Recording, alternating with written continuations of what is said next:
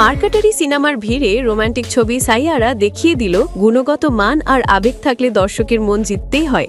আর এবার সেই সাফল্যের তালিকায় যুক্ত হলো নতুন পালক আন্তর্জাতিক অ্যাওয়ার্ড।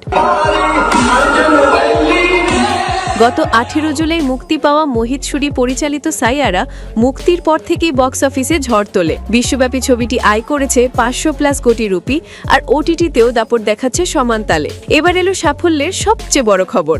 মুম্বাইয়ের ইয়েলোস্টোন ইন্টারন্যাশনাল ফিল্ম ফেস্টিভ্যাল 25-এ পপুলার চয়েস অ্যাওয়ার্ড জিতেছে সাইয়ারা। এটাই পরিচালকের 20 বছরের কেরিয়ারে প্রথম পুরস্কার, আর তাই আবেগে ভাসছেন মোহিত সুরি। অ্যাওয়ার্ড হাতে পাওয়ার পর মোহিত সুরি বলেন, এটা সত্যিই বিশেষ। 20 বছর ধরে কাজ করছি, এটাই আমার প্রথম পুরস্কার। এই ছবিতে অনেক কিছুই প্রথম।